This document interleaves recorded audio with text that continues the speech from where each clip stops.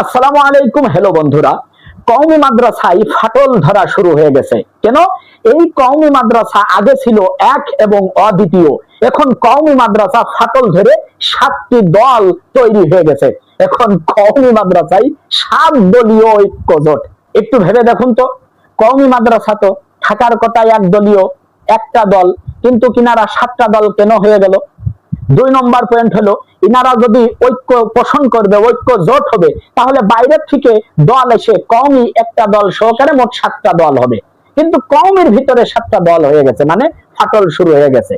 2 নম্বর ফাটল ধরতে পারে নেতা নেতৃত্ব কে দেবেন?